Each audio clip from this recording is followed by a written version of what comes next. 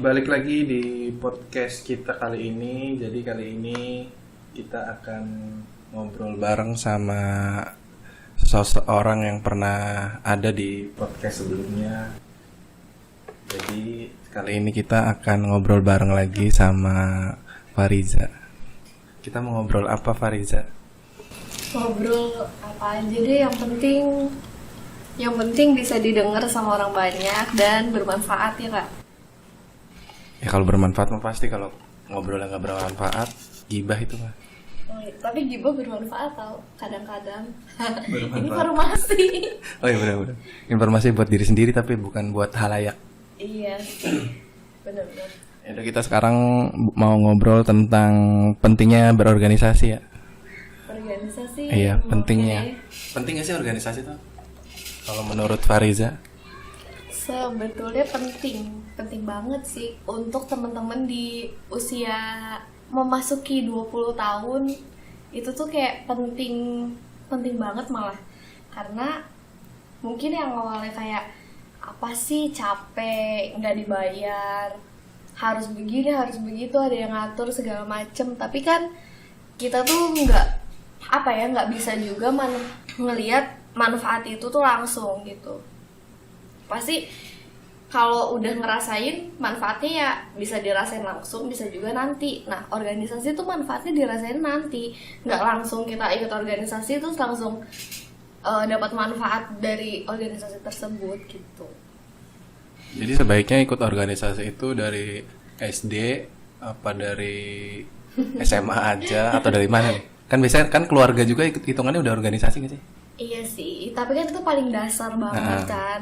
Kalau masalah dari kapannya, yang penting sih dari kita niatnya. Cuman biasanya tahapan organisasi ketika masih sekolah yang SMP, SMA gitu kayak ya masih bener-bener dasar, dan kurang berefek sih kalau di dunia perkuliahannya mereka tidak melanjuti gitu. Karena malah nggak tahu ya, teman-teman yang lulusan SMA terus kerja itu bisa ngerasain nggak dia SMA pernah ikut OSIS misalkan atau MPK-nya, di dunia kerja mereka tuh apa ya, berdampak atau enggak. Yang jelas kalau di dunia perkuliahan organisasinya berdampak banget sih untuk kedepannya. Maksudnya kayak kerja yang orang-orang cari juga paling dilihat itunya gak sih, IPK tuh kayak udah nomor kesekian. Kuliah tuh bukan nyari IPK.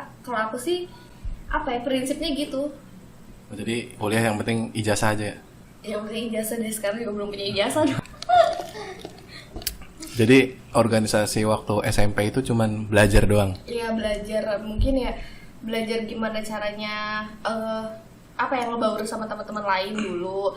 Tapi kalau misalnya di kuliah itu tuh udah bener-bener organisasi yang ngebentuk banget kita ke depannya, ngebentuk kita mau jadi gimana nih. Kadang kan orang juga kuliah ngerasa gak sih kalau orang nih kuliah tapi ya kadang jurusannya juga entah nggak tahu, asal pilih aja, atau ya udah deh yang penting kuliah aja, jurusan mah yang penting suka ini ya udah kuliah di sini gitu. Tapi belum tentu kayak passionnya bener-bener di situ. Cuman kalau udah ikut organisasi pasti apa ya, udah ketemu tuh, saya ini sukanya di sini nih gitu, saya tuh bisanya begini nih gitu sih. Jadi secara nggak langsung ikut organisasi itu bisa menemukan passionnya sendiri gitu? Iya, ya kurang lebih sih gitu. Jadi kayak bisa lebih mengenal karakter kitanya sendiri gitu, dibanding kalau di kelas cuma duduk dengerin dosen. Ngapain coba? Kan SMP itu OSIS kan? Enggak sih, gagal. Enggak, maksudnya SMP itu kan namanya OSIS kan? Iya, namanya organisasinya. OSIS. SMA OSIS juga. Kalau SD apa? SD nggak ada. Mohon maaf, anak SD disuruh kayak gitu ribut. SD, oh berarti SD mah nggak ada OSIS-OSISannya? Nggak ada. Berarti SMP ikut OSIS? Enggak. SMA? SMA juga enggak. Terus organisasi yang selama sekolah diikutin apa? Selama sekolah ya basket doang. SMP? SMP basket, SMA basket. SMP pernah mau ikut OSIS tapi nggak jadi karena selalu bentrok tuh sama yang namanya lomba, latihan gitu. Jadi ya udah deh skip bener-bener basket doang. SMP SMA tuh basket sama seni sih. Seni juga kadang-kadang lah ngisi waktu doang gitu. Berarti ikut organisasinya Kuliah pas kuliah doang. Terus itu juga karena kan ngerasa nih SMP SMA ada kegiatan latihan basket tiap hari gitu, ketemu orang segala macam. Kok kuliah ngapainnya diem aja masa, karena kuliah tuh emang udah gak ada niatan ngelanjutin basket karena udah capek aja gitu. Udah deh ngapain gitu, terus diajakin masuk organisasi aja tuh, ikutlah himpunan-himpunan yang biasa di apa namanya jurusan gitu kan, himpunan. Ya udah masuk di situ, berlanjut selama 4 tahun gak pernah lepas dari organisasi. berarti awalnya diajakin. Awalnya. Diajakin. Pas di SMA kan ikut basket. Itu berarti kan bisa dibilang organisasi juga kan? Iya, Nah, itu jadi apa di basketnya? jadi pemain. Enggak Jadi sih, soalnya member berarti ya? iya, karena nggak tahu sih yang lain. Cuma kalau yang lain kayak macamnya seni, organisasi di sekolah gitu ada ya ketuanya apa segala macam. Ya di basket juga sebenarnya ada, cuman nggak terlalu berpengaruh. Maksudnya kayak ya udah deh gitu. Udah kita mah kalau mau dispen, mau minta izin, mau minta dana untuk lomba, turnamen gitu ya bareng-bareng aja gitu. Oh, langsung dibiayain dari sekolahnya? Terkadang. Oh, jadi tidak mengajukan biaya gitu ya? Ya mengajukan biaya dulu, maksudnya ngirim surat gitu kalau kita mau ikut lomba ini gitu. Tapi pengajuan dananya berbentuk proposal nggak? Waktu zaman aku sih belum, karena kan ya paling lomba cuman berapa gitu kan, ngasih suratnya aja, ini surat dari si orang yang ngadainnya gitu, dikasihin aja ke sekolah, udah. Oh, berarti dapat uangnya itu alhamdulillah aja ya? Alhamdulillah aja. Kalau enggak juga ya karena dulu mungkin ya timnya juga senang di satu olahraga itu, jadi ketika sekolah tidak mencairkan pun ya udah kita patungan aja gitu masing-masing. Patungan bayar Untuk pendaftaran. Pendaftarannya doang? Pendaftaran untuk beli minum kayak gitu. Jadi awalnya ikut organisasi serius itu sejak kuliah, dan itu awalnya diajakin sama temen? Awalnya sih diajakin sama teman, jadi kayak coba ini yuk masuk hima ini gitu, daripada di kampus juga. Waktu aku tingkat 1 tuh masuk seminggu cuma 4 kali kalau nggak salah, jadi seminggu cuma 4 kali kuliah. Terus ya itu juga kan jamnya loncat-loncat lah, kadang pagi doang gitu, jadi daripada bete nggak ada kegiatan juga, ya udah ikut organisasi gitu. Tapi basketnya masih jalan? Enggak. Kenapa basketnya nggak jalan? Udah capek aja dari SMP, SMA ikut basket, latihan tuh hampir seminggu full. Ya udah, kayak ngerasa udah tua juga, udah gak usah ikut basket lagi gitu. Udah pensiun berarti? Pensiun, langsung pensiun. Ya pensiun ketika lulus sekolah aja gitu. Berarti nggak pernah ikut-ikut lomba lagi semenjak kuliah? Enggak sih, paling kayak latihan-latihan kalau kangen basketan gitu, paling sama teman-teman atau enggak sama anak-anak adik kelas yang SMA gitu. Oh, berarti cuma sekedar main doang tapi Iya, nggak ikut turnamen ya? Nah, terus selama pengalaman masuk organisasi ketika kuliah itu awal-awalnya kan diajakin tuh. Nah, bisa sampai seriusnya itu kan bisa dibilang kan berapa tadi tuh? 4 tahun ya? 4 tahun. Nah, itu kan bisa dibilang ya kalau cuma main-main doang makanya 4 tahun kelamaan deh. Kelamaan Iya banget. kan? Berarti bisa dibilang ikut organisasinya sedikit serius lah, nggak serius-serius banget lah. Nah, itu gimana tuh? Maksudnya perasaan selama 4 tahun itu gimana tuh organisasinya? Ya awalnya emang kan diajakin nih. Nah setelah diajakin tuh padahal ketika pertama kali tingkat 1 ikut himpunan itu nggak pernah nyeriusin, kayak dateng kalau kan karena kita mah mungkin kalau OSIS kumpul pulang sekolah bisa kumpul semua. Kalau kita kan jam kuliah beda-beda gitu kan, walaupun kita satu prodi tapi kan memang jam kuliah beda nih. Nah di situ tuh kayak males, kadang udah pulang terus disuruh rapat lah, disuruh kumpul ini itu, jarang datang. Tapi tiba-tiba ada kakak tingkat yang ngajakin gabung satu kepanitiaan di tingkat universitas. Itu nggak tahu kenapa, maksudnya nggak tahu dia ngajakin tuh dinilai dari apanya. Padahal aku tuh termasuk orang yang malas di himpunan, nggak rajin-rajin banget kayak yang lain gitu. Masih banyak lah anak himpunan yang angkatan aku yang rajin gitu. Tapi ketika itu diajakin sama kakak tingkat, mau nggak jadi panitia ini di mana di Univ. Jadi itu kan gabung tuh sama anak prodi lain, fakultas lain, berbagai tingkat juga, kenal sama ini, kenal sama itu. Nah, di situ baru mulai ngerasa tertarik, oh ini loh organisasi gitu. Oh, kita tuh bisa lebih banyak mengenal, kita tuh bisa lebih paham nih karakter-karakter anak-anak dari fakultas ini, prodi ini gitu. Abis selesai kepanitiaan itu, baru nyoba ke BEM Univ. Jadi nggak ngerasain tuh BEM fakultas, langsung ke BEM Univ. Jadi dari himpunan langsung ke BEM BEM Univ Univ. karena sempat ikut itu organisasi kepanitiaan. Ikut kepanitiaan yang tadi Kepanitiaan diajak di sama Univ, sama kakak kakak kelas itu. Hmm. Emang kalau di kampus itu organisasi itu ada tingkatannya? Ada tingkatannya. Jadi kan kalau di jurusan itu ada himpunan yang isinya anak-anak sejurusan aja. Terus lanjut ke fakultasnya ada BEM fakultas sama DPM fakultas juga gitu. Terus abis dari situ ada langsung ke Univ kan. Nah, di situ Univnya ada UKM, ada BEM Univ sama DPM Univ.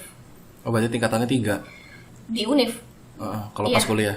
Iya, Jurusan, BEM fakultas, BEM sama fakultas sama BEM di Univ. Univ. Iya. Ada tingkatan. Ada 3 tingkatan. Berarti pas kemarin dari tingkatan pertama langsung ke 3, nggak nyobain yang kedua. Iya, nggak di BEM fakultas gitu. Nah itu tuh apakah orang yang baru bisa langsung ke 3, langsung ke Univ gitu tuh maksudnya? Sebenarnya yang namanya organisasi kan punya peraturannya masing-masing. Memang aturan itu kadang ada kadang ada acuan yang globalnya, ada juga per masing-masing organisasi, entah itu BEM fakultas, BEM Univ, ataupun himpunan lainnya itu punya aturannya masing-masing yang biasanya disebut ADART kan. Nah, di situ kebetulannya himpunan aku itu tidak mengatur kalau anak tingkat 1 nih harus himpunan nih. Selanjutnya BEM fakultas nih baru boleh ke BEM Univ. Begitupun BEM Univ periode aku tidak mengatur bahwa mahasiswa yang ingin mengikuti BEM Univ harus melalui himpunan dulu kah, BEM fakultas dulu kah gitu, tidak diatur. Jadi ya berbagai tingkat boleh ikut sih. Kalau nggak salah tuh itu udah masuk tingkat 2, aku masuk BEM Univ, dan aku juga di situ ada anak-anak tingkat 1 juga yang masuk ke BEM yang sama gitu. Berarti secara nggak langsung kalau pengen masuk ke organisasi yang lebih tingkatannya lebih atas itu harus punya pengalaman berorganisasi gitu kan tujuannya? Sebetulnya sih kalau dipikir pakai logika seharusnya begitu, tapi ketika periode aku tuh karena itu nggak ada di aturan dan merekanya mungkin juga lebih tertarik tingkatan yang lebih tinggi gitu. Jadi ya karena sebetulnya kan organisasi kayak gitu hanya wadah nggak sih, wadah untuk teman-teman mahasiswa bisa mengembangkan dirinya gitu di dalam satu organisasi itu. Jadi ya sah-sah aja sih menurutku, karena mau di tahapan yang paling rendah atau paling tinggi, ketika kita masuk ke organisasi itu tujuannya sama-sama belajar. Berarti seharusnya mah nggak usah ada syarat untuk ikut organisasi dari awal supaya bisa ke organisasi yang lebih atas ya. Jadi Iya, kalau ikut mah ikut aja benar, gitu ya. Karena juga menurutku ya organisasi itu tuh nggak penting sih kita kayak harus di tahap ini dulu, harus tahap ini dulu. Mungkin tujuannya baik biar ngerasain dulu nih tingkatan terendahnya sampai nanti tertingginya. Tapi biasanya mahasiswa yang ikut ini ikut itu tuh semuanya tergantung kenyamanannya masing-masing nggak sih? Nggak bisa gitu kayak udah langsung aja di yang tertinggi tapi ternyata nggak nyaman, kan pasti bakal keluar juga tuh dari organisasinya gitu. Terus pengalaman yang waktu diikut himpunan, yang awal himpunan ya? Ikut himpunan sama ikut BEM Univ. Iya, BEM Nah, Univ. itu bedanya apa? Apakah lebih tertantang di BEM Univ apa gimana? Iya sih, pasti itu mah pasti banget karena di BEM Univ itu ngerasanya makin punya banyak teman, makin tahu nih harus begini, tahu nih kampus tuh begini. Kayak ibaratnya kalau orang mah nggak garing gitu, nggak itu aja. Jadi kita tuh punya kayak apa ya, motivasi deh untuk datang nih ke organisasi ini, untuk ikut acara ini, untuk bikin acara ini gitu. Jadi kita tuh itu tuh benar-benar pengetahuan sih kalau menurutku, ikut organisasi kayak gitu tuh dibanding aku ngebandinginnya sama temen-temen yang kerjaannya kuliah pulang aja. Mereka tuh kayak ini nggak tahu, oh ada berita ini, oh emang ini kenapa sih gitu. Jadi kayak apa ya, mungkin bisa disebut kalau teknologi mah mereka gaptek gitu, sedangkan kita yang pakai teknologinya ya lebih tahu gitu, lebih apa update perkembangannya. Iya kayak gitulah. Terus kalau dibedain ikut organisasi yang di fakultas sama yang di universitas, kira-kira menurut Fariza lebih enak yang di fakultas apa yang di universitas? Sebenarnya kalau kita mikir ranahnya mungkin lebih enak di universitas ya, karena kita mencakupnya itu lebih apa ya, lebih luas aja gitu, bisa ngejangkau semuanya. Karena mereka yang di BEM fakultas, di himpunan itu ya pasti ibaratnya itu mereka strukturalnya di bawah kita gitu. Jadi apa ya, lebih geraknya lebih bebas aja gitu. Kalau di BEM universitas tuh ya kita mau ngapain aja karena kita struktural yang paling tinggi gitu. Mau punya akses ke rektorat, ke yayasan juga mungkin lebih mudah gitu dibanding yang lain. Berarti ikut organisasi tuh awalnya nggak punya pikiran pengen mempunyai suatu goals gitu ya. Maksudnya mau ikut organisasi ini biar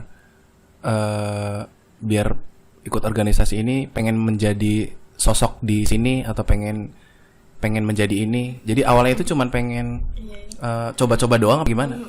Ya gitu, awalnya bener-bener cuman ngerasa daripada nggak ada kegiatan nih, ya udah ikut organisasi aja. Toh di kampus kan hal-hal yang kayak gitu banyak wadahnya juga gitu. Kayak ketika aku udah ngerasain sekarang nih, kayak sayang juga banyak wadah yang berkemungkinan buat kita lebih baik tapi disia-siain gitu aja gitu.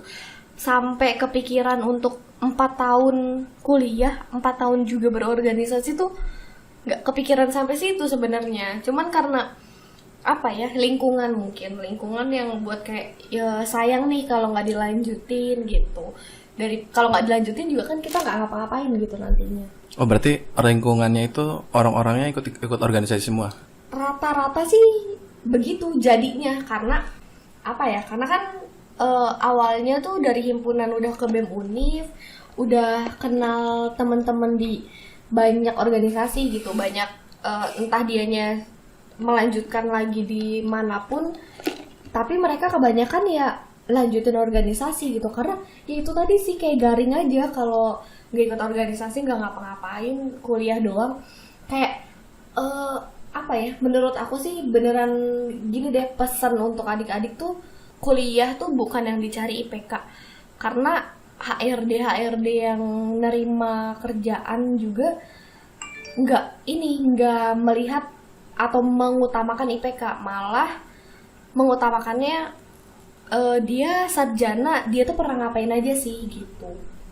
Ngapain aja pas kuliah maksudnya? Iya, jadi kayak kalaupun dia sarjana tapi di CV-nya itu kayak cuman apa namanya, pengalaman sekolah doang, SD-nya di mana, SMP-nya di mana, SMA di mana, itu kan kayak apa sih gitu. Oh berarti dia nggak ngapa-ngapain nih gitu. Tapi kan kalau kayak kuliah gitu sampai 2000 sekian, terus pengalaman organisasinya dia pernah ngikut ini kan, berarti ini anak aktif nih gitu. Berarti ini anak nih bisa nih kalau kayak disuruh ini megang ini nih. Perusahaan juga kan bukannya perusahaan tok kerja terus kan, pasti mereka juga punya acara-acara tahunan apa gitu kan. Berarti si anak ini bisa diandelin gitu karena dia punya basic organisasi gitu. Menurutku sih gitu. Itu kalau di perusahaan ya. Kalau di BUMN ngaruh nggak? Sama aja sih, kayak temen aku juga ada nih yang kerja, maksudnya masuknya ke apa namanya, perusahaan itulah negara gitu ya, maksudnya ya di dinas lah apa segala macam.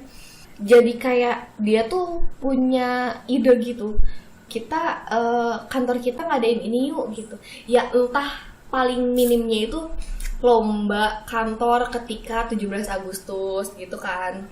Oh, jadi kantornya tuh nggak cuma sekedar kerja-kerja doang iya, ya? kan bete juga gak sih kayak setahun full kerja doang, libur terus sama keluarga gitu kan. Bisa juga ngadain gathering, biasanya kantor-kantor kita ada gathering kan, boleh bawa keluarga misalnya gitu. Ya itu juga kan butuh apa ya, butuh orang yang ngerti gimana nih kalau mau ngadain ini gitu. Jadi kita tuh kerja bukan cuman ngandelin skill yang kita punya, tapi menurutku juga kita punya basic atau pengalaman organisasi juga itu termasuk skill gitu, karena nggak semua orang lulusan sarjana itu punya skill yang apa ya, ngerti gitu kesananya. Kayak kita kalau udah ikut organisasi pasti public speakingnya juga oke nggak sih dibanding yang enggak gitu. Bisa dibilang iya. Iya kan, misalnya kayak aduh malu nih, ya mungkin deg-degan apa ya, deg-degan interview tuh wajar, tapi kita tuh bisa apa ya, bisa manage kita gitu. Biasa juga kita nih ketemu orang besar nih ya, entah kalau di kampus kita ya itu ada rektorat atau wakil rektornya ataupun orang yayasan, itu kan kita nggak bisa kayak ngomong sama teman gak sih, kita harus ibaratnya punya sopan santun, punya public speaking yang bagus juga gitu. Dan kayak yang diomongin sama mereka pun ketika kita tidak setuju sama argumen mereka, kita berhak menolak. Tapi nggak semua orang bisa melakukan itu. Kalau udah ibaratnya gini, kalau udah atasan yang ngomong, biasanya bawahan iya aja. Sebetulnya kan nggak harus gitu, karena nggak semua yang atasan bilang tuh benar. Kalau ikut organisasi tuh biasanya ada interview kayak kerja nggak sih? Selama ikut organisasi tuh? Ada ada interviewnya. Ada. Nah itu tuh biasanya yang bikin orang-orang tuh apa sih, nge-pair duluan. Iya nggak sih, padahal kayak kitanya nih, aku pernah yang ngewawancara beberapa orang untuk salah satu acara. Itu tuh kayak mereka tuh kayak deg-degan, terus kayak nyiapin apa gitu. Kayak ya udah sih, santai aja gitu. Ingat ya, kita tuh sama-sama manusia. Yang membedakan hanya ilmunya. Berarti selama ikut organisasi pernah ada wawancara juga? Pernah. Aku juga masuk di wawancara kok waktu di BEM Univ. BEM Univ itu aku masuk wawancara sama sekretaris presiden mahasiswanya. Nah itu tuh kayak deg-degan, wajar. Tapi ketika udah ketemu face to face harus ngomong, ibaratnya ditanya kan harus jawab. Ya udah jalanin. Terus jadinya kayak oh ya udah ya, wawancara mah gini. Mereka tuh mau tahu kita gimana, tinggal kitanya aja ngejelasin gitu. Kalau di pekerjaan kan wawancara itu kan salah satu standar penilaian. Iya benar. Dari si pemilik perusahaannya itu terhadap orang yang baru direkrutnya ya kan. Nah kalau di organisasi tuh kayak gitu tuh apakah standar juga apa cuman sekedar formalitas doang? Bedanya gini, kalau menurut aku nggak lucu juga kalau organisasi kayak milih-milih gitu, kayak dia mah nggak cocok nih di organisasi. Karena yang aku bilang di awal tuh ya, dimanapun organisasinya itu tuh wadah untuk kita belajar. Jadi paling yang membedakan itu kalau di kerjaan interview untuk keterima atau enggak kerja. Tapi kalau di organisasi itu kayak dia layak masuk bidang apa ya gitu. Dia tuh kira-kira orangnya gimana nih nanti di organisasi yang mau dia terjunkan tuh, dia cocoknya masuk di bidang apa, di bagian apa gitu, dengan karakter dia yang seperti itu gitu. Berarti itu bukan standar penerimaannya? Menurutku sih enggak sih, selagi dia mau, selagi dia sungguh-sungguh untuk masuk di organisasi tersebut ya fine-fine aja gitu, asal dia bisa sama-sama ngikutin aturan yang ada di dalamnya. Nah kalau misalnya ada tercatat ada 100 orang yang mau masuk organisasi yang tadi diwawancara tersebut. Nah terus 100-100-nya itu apakah diterima semua atau tidak?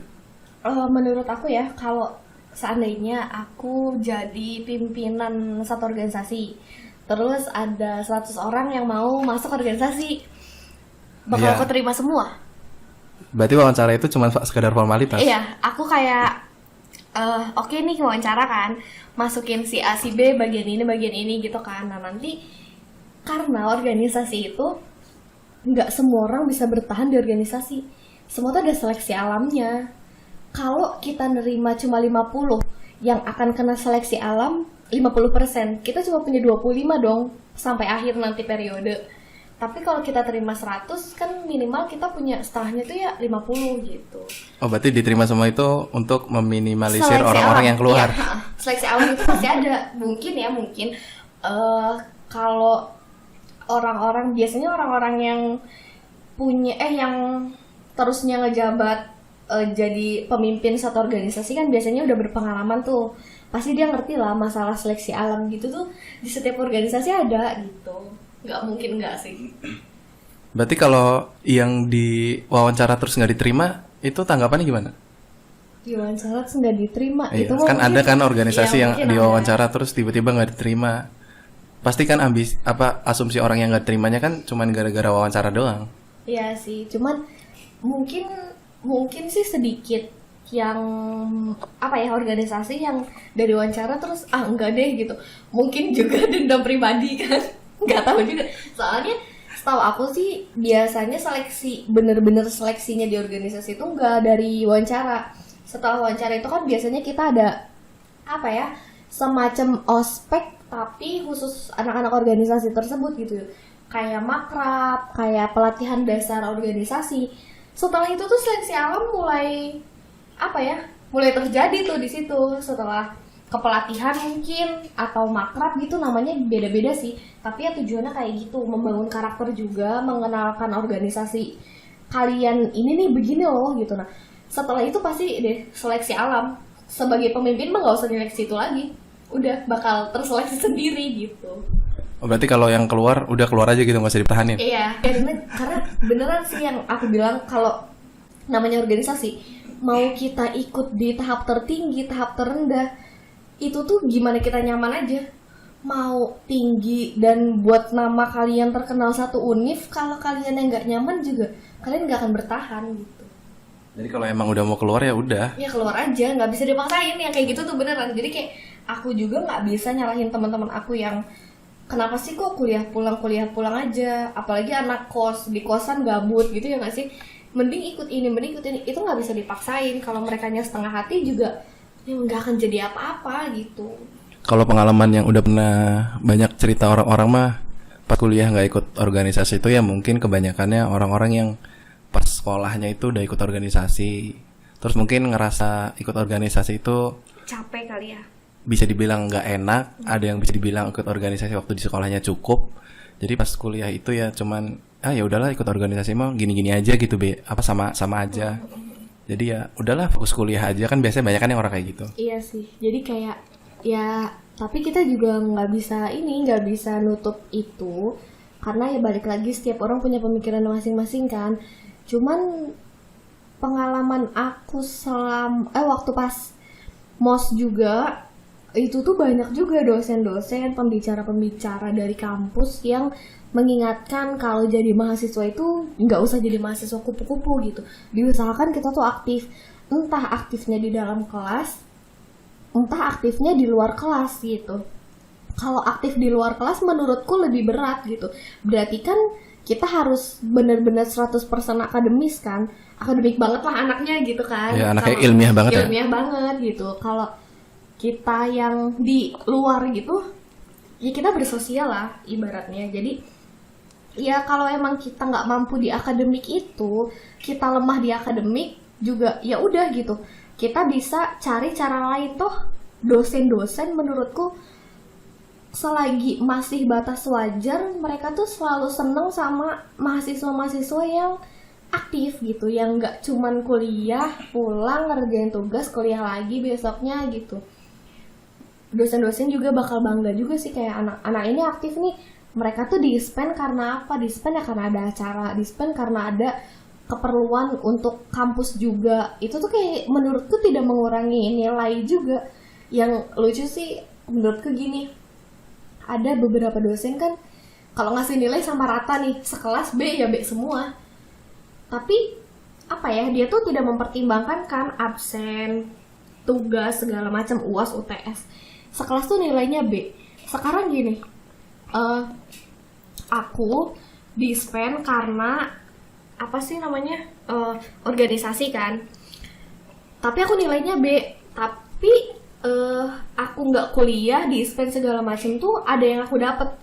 Teman aku, ya dia kuliah, udah mah materi pun nggak masuk ke otak, dan nilai pun dapatnya sama gitu sama aku gitu. Kayak itu tuh sayang banget, beneran sayang banget sih.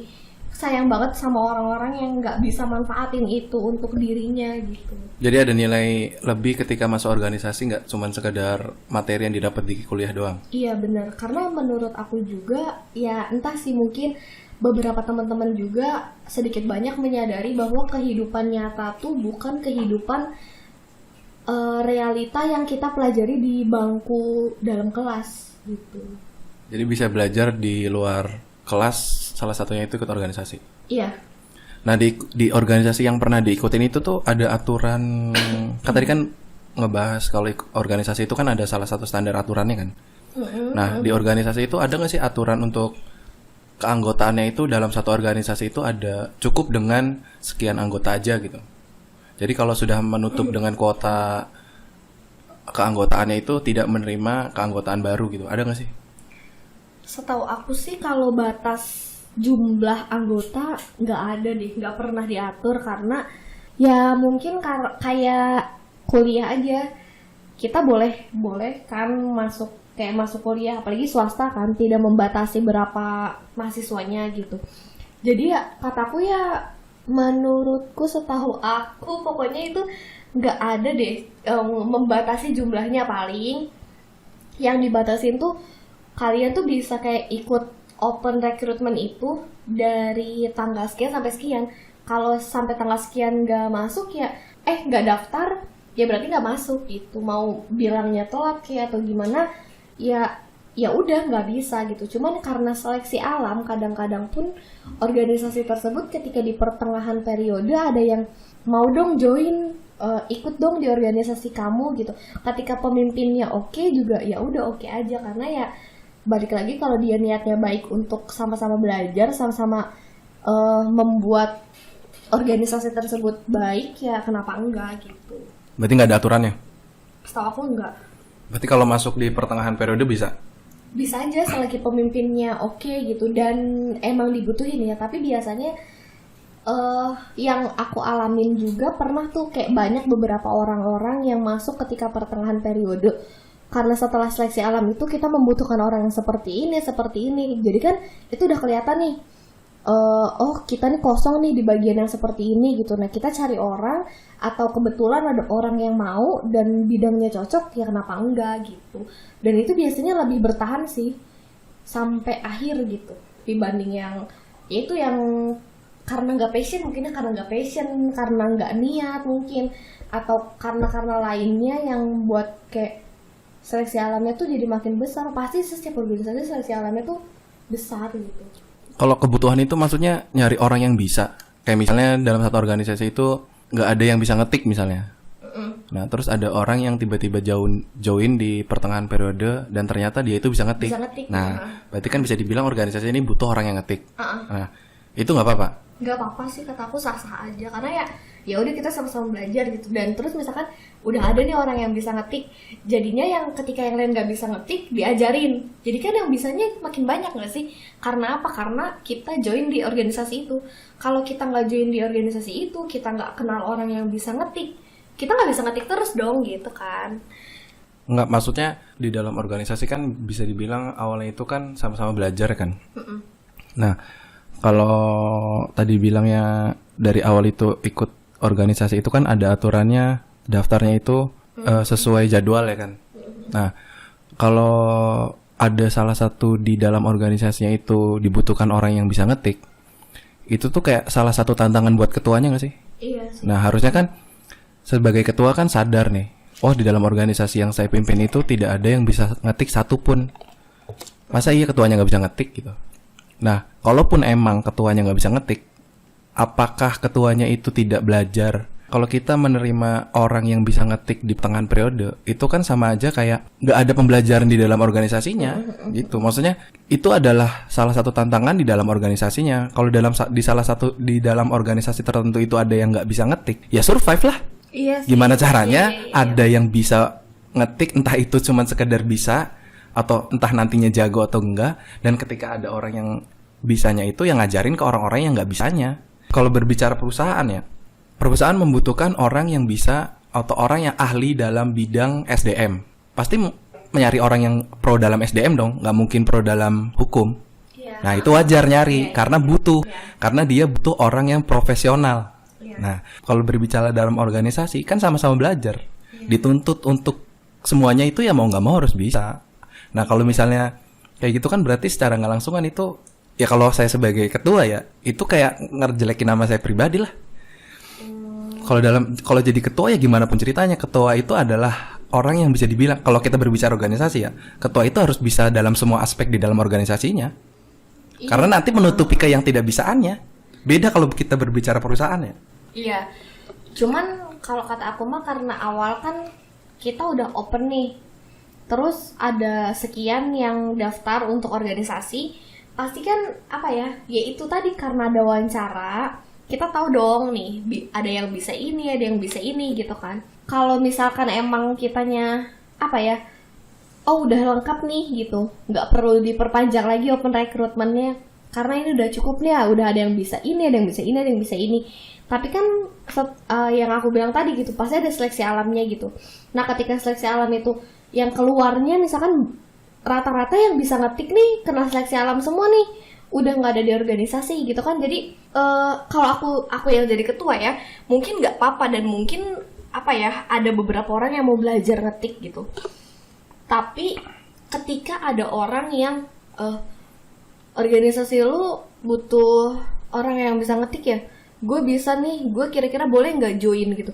Kalau emang niat dia baik untuk kayak sama-sama belajar atau sama-sama mengembangkan diri di organisasi yang sama, kenapa enggak gitu ya. Menurutku kalau misalkan emang nggak diterima sama ketuanya dengan alasan kita udah nggak open recruitment nih, kita gini, sebenarnya egois sih. Tapi balik lagi bisa dibilang juga nggak komitmen karena sebenarnya kita udah nggak open recruitment, cuman semua itu bisa berubah karena kebutuhan. Menurut aku sih gitu. Selama ikut organisasi pernah kayak gitu? Pernah, tapi aku nggak pernah sih masuk organisasi di tengah-tengah gitu. Terus ada pikiran kalau misalnya ada nih dalam satu organisasi semuanya nggak bisa ngetik nih. Terus ada nggak pikiran kalau gimana kita kalau manggil orang yang ahli dalam bidang ngetik nih, kita buat seminar internal kita aja nih supaya kita tuh punya pemahaman gimana caranya ngetik. Ada nggak? Pernah sih. Jadi aku pernah di satu organisasi yang dimana di dalamnya itu nggak ada orang yang bisa desain. Desain itu ibaratnya kayak poster, kita mau punya acara nih. Yang bikin tuh kayak menurutku ya, karena di organisasi sebelumnya itu aku pernah punya tim desain yang oke banget. Terus sekarang di organisasi selanjutnya aku nggak nemuin nih tim desain seperti di organisasi lamaku gitu.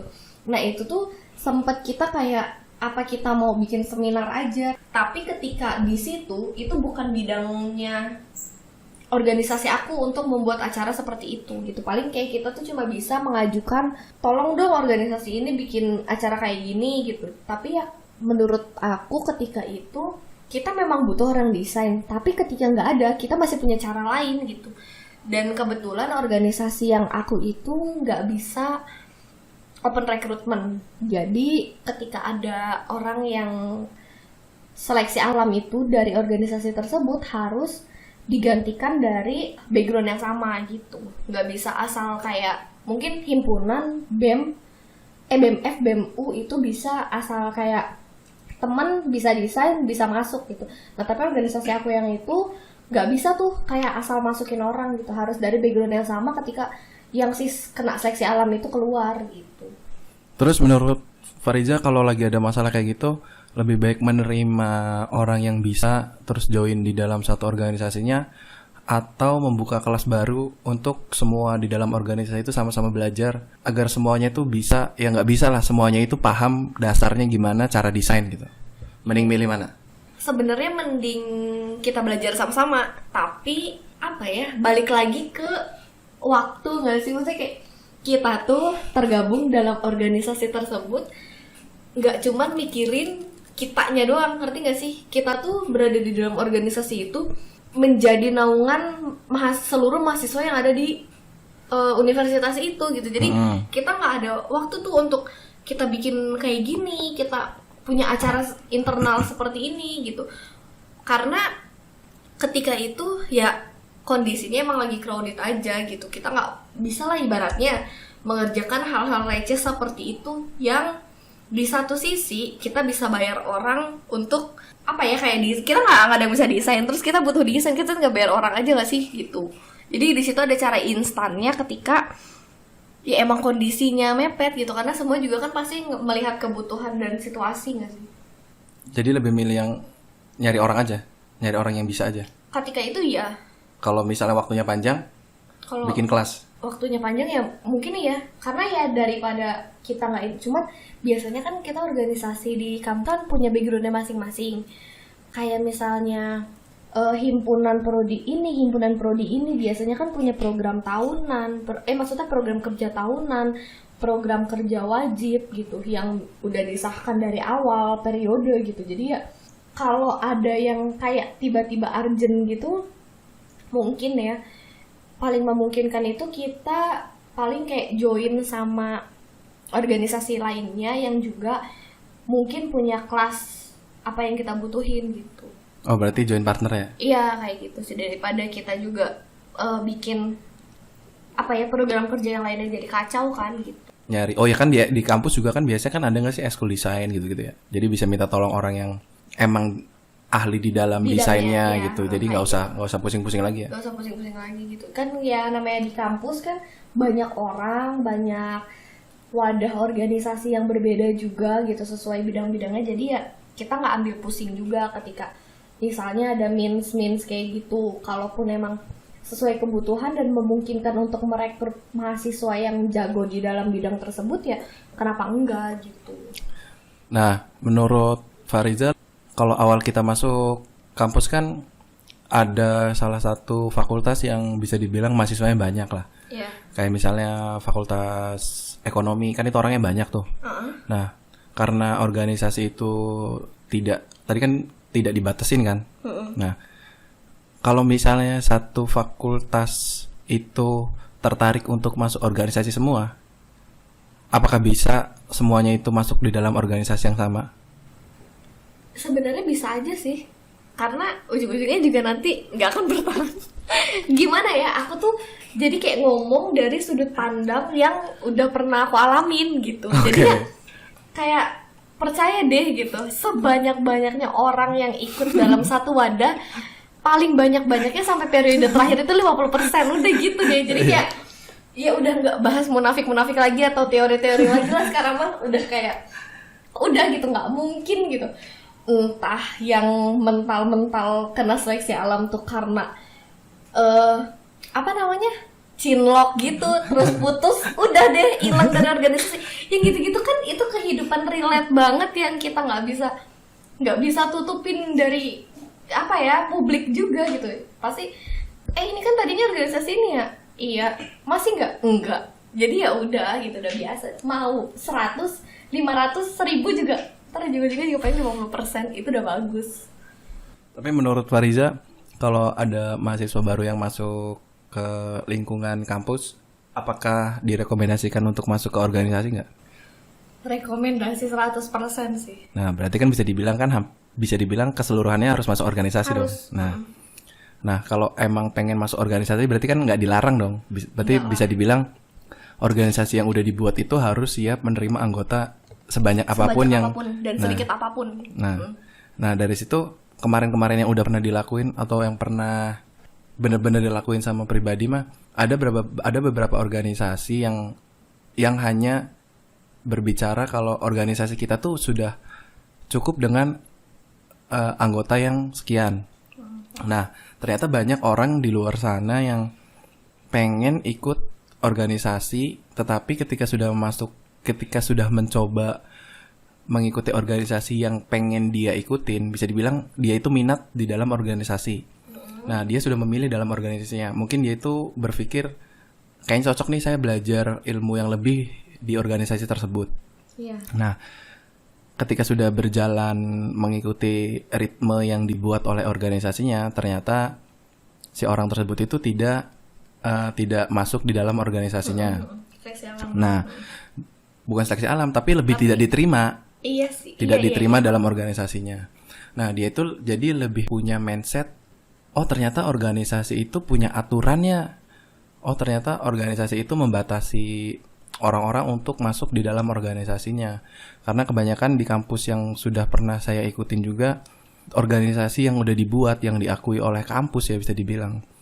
Maksudnya organisasi ini nih sudah dikenal oleh banyak orang. Mungkin mahasiswa yang baru masuk aja kayaknya tahu deh BEM. Kayaknya tahu deh himpunan gitu. Nah, ketika ada orang yang minat di salah satu, entah itu BEM, entah itu himpunan ya, ketika sudah minat untuk masuk, si orang ini kan cari tahu tuh.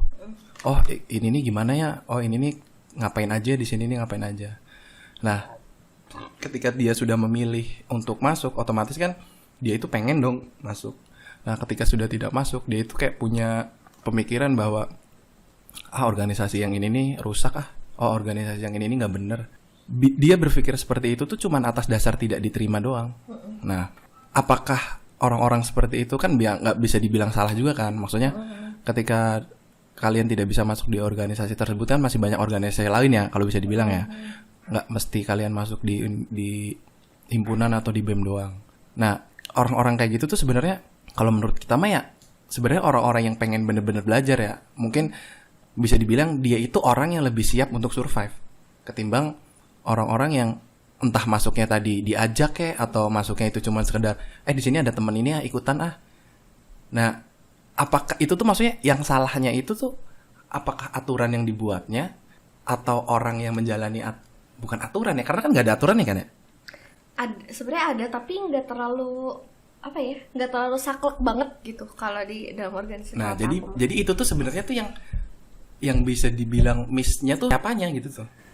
Tapi kalau menurutku kalau dianya mau survive di dalam organisasi tersebut, apapun itu peraturannya, itu tuh kayak bisa diobrolin gak sih? Maksudnya nih kalau emang kita masuk terus ada peraturan yang kita nggak suka, terus jadinya bikin kita kayak males lah di organisasi ini, peraturannya begini, itu tuh sebenarnya bisa diubah sih. Itu kalau udah masuk, kalau belum masuk? Kalau belum masuk biasanya emang tahu aturan di dalamnya? Biasanya enggak. Kan kalau orang mau masuk kan cari tahu biasanya. Kan cari tahu nih. Nah, iya terus sih, dia tapi itu enggak mendetail biasanya karena kalau yang aturan di dalamnya tentang organisasi tersebut itu biasanya kita harus masuk dulu gitu sampai benar-benar memahami aturan itu tuh tujuan dan arahnya kemana gitu. Iya nih, misalnya nih kan kalau orang yang baru masuk organisasi kan ada aturannya tuh. Coba tulis biodata kan misalnya awalnya tuh kan tulis biodata. Nah nanti maksudnya tahap selanjutnya nanti dikabarin ya kan kayak itu kan biasanya. Iya. Nah kalau misalnya nanti udah nggak dikabarin nih, nah itu kenapa? Aku belum pernah ngalamin yang gitu sih. Tapi emang ada ya? Banyak yang kayak gitu tuh. Entah nggak dikabarin, oke lah dikabarin. Ikut tes selanjutnya. Salah nomor. Oke lah kita nggak ditolak di situ ya. Nah oke lanjut nih. Terus ada maksudnya ada treatment di dalam organisasinya, bukan aturan, maksudnya ada step yang akan dilaluinya lagi. Udah kayak kerja aja lah. Iya. Ya ngirim CV. Kalau ngirim CV nggak dihubungin ya mungkin berarti emang CV kita nggak menarik mungkin iya. ya. Nah mungkin di dalam organisasi mungkin biodata kita nggak menarik, mungkin entah nama kita alay atau apalah. Mungkin. Nah ketika kita sudah dihubungin, otomatis kan si organisasi ini nih tertarik nih sama kita nih, mungkin ya. Nah terus ikut tuh tahap selanjutnya. Biasanya apa sih tahapnya tuh kalau udah ikut, udah ngisi biodata tuh? Wawancara. Nah wawancara. Nah ketika sudah wawancara, ada bahkan banyak loh orang yang ditolak di dalam organisasinya ketika sudah wawancara. Ketika ditolak di wawancara tuh bisa ditolaknya tuh kenapa? Kalau ini aku juga masih bilang kemungkinan ya, karena aku belum pernah ngalamin ada yang maksudnya belum pernah tahu ketika dia wawancara terus ditolak. Mungkin karena nggak cocok aja gitu, mungkin nggak tahu sih. Cuman kalau kayak gitu jatuhnya kayak rasis banget nggak sih? Tapi jadi kayak milih-milih ya? Iya, tapi mungkin menurut aku kalau sekelas himpunan, BEM fakultas, BEM univ gitu jarang melakukan itu. Mungkin aja Jarang karena nggak tahu mungkin. iya, soalnya aku nggak pernah tahu yang kayak gitu. Iya. Kalau organisasinya kayak unit kegiatan mahasiswa mungkin bisa. Kalau unit kegiatan mahasiswa kan lebih ke apa ya, salah satu skill yang si manusia itu punya nggak sih, misalnya UKM seni, UKM ini kayak PDNK atau yang gitu. Terus lucu nggak sih kalau misalnya aku ikut nih ngirim CV ibaratnya ke UKM seni, tapi di situ aku nggak punya kehebatan dalam berseni, nyanyi nggak bisa. Di situ kan pasti otomatis masuk UKM seni karena aku bisa nyanyi, karena aku bisa nari gitu ya kan. Tapi ini ketika misalnya di CV-nya nih nggak ada yang bisa di bidang itu gitu, ya ngapain masuk UKM seni, masuk aja himpunan ya nggak sih maksudnya, atau Ya malah itu nggak sih yang dicari. fakultasnya. Itu yang dicari lah harusnya. Kalau menurutku sekelas sekelas organisasi yang sesuai skill di tingkat universitas tuh udah nggak dari nol lagi. Kecuali di sekolah kalau nggak bisa main bola, ikut ekskul bola masih diterima. Tapi kayaknya kalau misalnya UKM olahraga ada tim sepak bola, tapi dia nggak bisa sepak bola nih, baru mau belajar rendang, itu nggak akan diterima. Iya nggak sih, karena itu yang udah aturannya. Kalau mau belajar organisasinya aja nggak bisa olahraga, ya udah ke himpunan aja, ke BEM aja, itu nggak sih jalannya gitu loh. Sekarang aku nggak bisa nyanyi, nggak bisa nari, masuk UKM seni, nggak bisa berdrama, nggak bisa main musik, mau ngapain? Mau liatin kan nggak lucu kan kalau kayak gitu. Mungkin ya kayak gitu.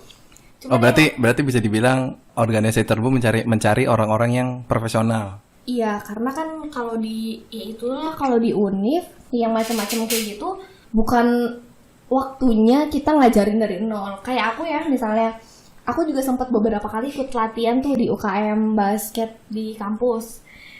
Udah bukan yang ngajarin megang bola, ngajarin lari sambil megang bolanya gimana, itu udah enggak. Ngajarin dribble ya. Nah iya, kalau di SMP, SMA aja deh. SMA masih memungkinkan nerima anak yang mau ikut basket tapi nggak bisa dribble. Tapi kalau udah di kampus kayak udah ditinggal kemana kan. Nah itu yang bikin jadi ya padahal mau nih masuk tim olahraga tapi nggak bisa olahraga, itu kayak nonsense banget sumpah. Oh, berarti emang beda pemikirannya. Kalau kita pribadi mah kita lebih suka sama orang-orang yang emang nggak bisa.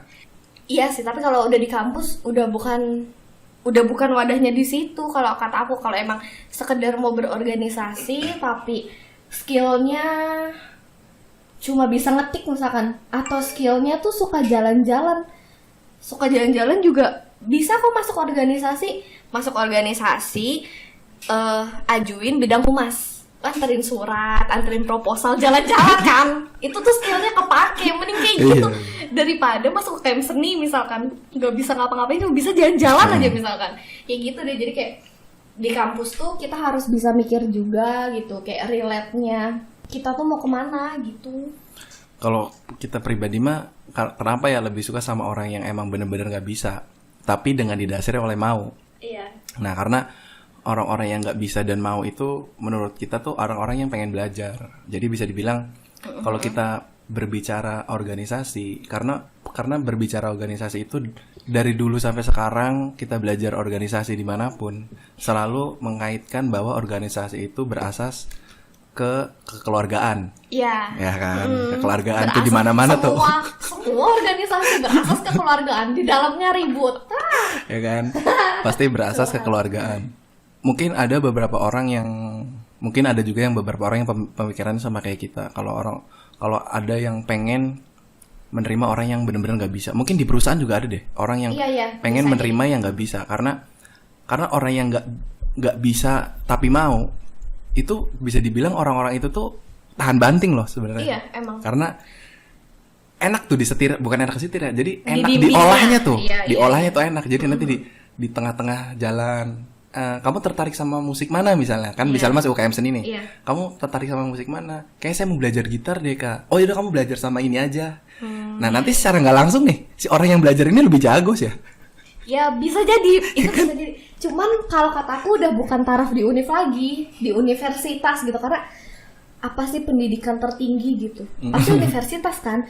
Nah ketika ya aku sih tetap berprinsip gitu ya, kenapa mereka jadi seperti itu, misalkan kayak UKM yang ada, karena mereka tuh perkumpulan. Jadi gini, UKM yang ada itu perkumpulan orang-orang yang punya skillnya sama. Kalau mau ngulang dari awal, udah aja ikut les apa purwacaraka kayak gitu misalkan, biar bisa nyanyi, main piano kan. Tapi kalau misalkan karena aku pertama kali ikut organisasi di tahap universitas tuh nggak punya bekal organisasi apa-apa, tapi aku mau. Ya berarti itu salah satu contohnya kan? Iya, tapi itu kan maksudnya organisasi yang apa ya, mengasahnya tuh bukan skill dasar yang percaya atau enggak, kalau macamnya olahraga kayak seni gitu tuh udah bakat yang emang kita punya dari entah keturunan kayak entah emang kita belajar dari kecil gitu kan. Beda sama organisasi yang kayak kita bikin suatu acara seminar, kita bikin apa kayak bikin acara musik ya atau gimana, itu yang bisa dipelajari gitu. Dan itu tempatnya emang di di universitas, di organisasi-organisasi kayak macam himpunan, BEM gitu.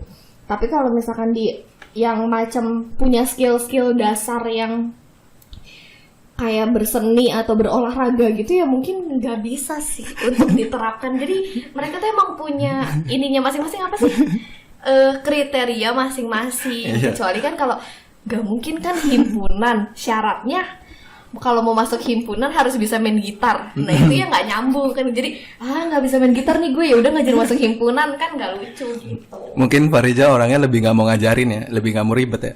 Nggak mau ribet, emang iya sih. Jadi ya udahlah, saya mau nyari orang yang bisa aja lah. Yang bisa aja, iya. Sedikit orang yang apa ya, jadi kayak salah tempat gitu loh. Orang jadinya yang nggak ikut organisasi itu menurut aku bukan karena nggak mau, tapi karena dia nggak pede. Dia tahu dia nggak bisa apa-apa, dan di organisasi orang yang bisa ini itu, dia ngerasa nggak bisa apa-apa, jadinya nggak pede mau masuk gitu. Kebanyakan kayak gitu yang aku tahu. Mereka tuh kayak, aku iseng-iseng kadang, ikut aja yuk, mau nggak? Enggak ah, kita nggak bisa apa-apa. Kita nggak bisa ini. Padahal nggak bisa pun ya menurutku di organisasi yang macamnya himpunan, apalagi yang paling dasar, itu tuh bakal diajarin gitu. Kita tuh punya kakak tingkat, punya teman sebaya yang jago misalkan, itu tuh bisa belajar gitu. Jadi kadang bukan dari organisasinya yang nolak, dianya sendiri nolak diri dia untuk ada di organisasi itu. Gitu sih kalau kata aku mah. Ya mungkin ada yang nolak, ada yang ditolak ya mungkin ya. Mungkin.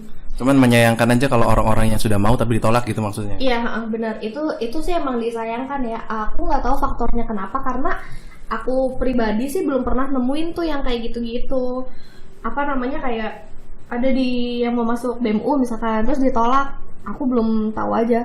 Selain punya dendam pribadi mungkin sama yang di dalamnya, ya nggak tahu itu. Tapi kalau yang emang benar-benar mau juga, aku pribadi ya selama satu periode di BMU tuh orang, kenapa kita mau nerima orang di pertengahan periode, ya karena itu, karena ya dia mau, tapi ya dia melihat BEM-nya ketika kita sudah jalan mungkin ya udah gitu, ditambah misalkan dia punya skill juga yang emang kita butuhin, ya udah kenapa enggak, kan jadinya gitu. Orang-orang yang nggak bisa apa-apanya, dianya juga nggak pede kok sama dirinya, dia nggak mau coba kayak, aduh kita nggak bisa nih, kita belajar gitu. Dianya nggak kayak gitu, jadi ya udah, buat apa juga kita maksain kan gitu. Ya udahlah, mungkin segitu aja untuk mengenal organisasi. Yap.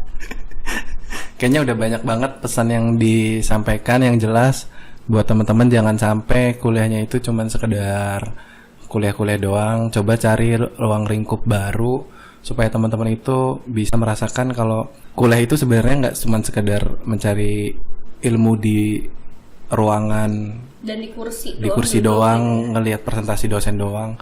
Ternyata banyak pelajaran-pelajaran moral atau pelajaran-pelajaran yang bisa merubah pola pikir kita lebih berkembang lagi, dan salah satunya itu ikut organisasi. Entah teman-teman nanti nggak ikut organisasi tapi bisa lebih berkembang, yang itu yang lebih bagus lagi sebenarnya. Iya benar-benar. Ya mungkin segitu aja podcast kita kali ini. Yang jelas buat teman-teman yang mendengarkan podcast ini dan ikut organisasi, kalau bisa kembangin organisasi yang teman-teman sekarang ikutin. Dan pesannya, yang pertama, teman-teman harus bisa menjaga nama baik teman-teman sendiri ketika ada di organisasi tersebut, dan teman-teman harus bisa menjaga nama baik organisasi yang sudah teman-teman ikutin di situ. Mungkin segitu aja podcast kita kali ini. Untuk podcast kedepannya kita, ya pokoknya ada lah. Untuk membicarakan apanya udah tunggu aja. Yang jelas untuk kali ini cukup. Terima kasih yang sudah mendengarkan podcast kita sampai akhir. Terima kasih, bye.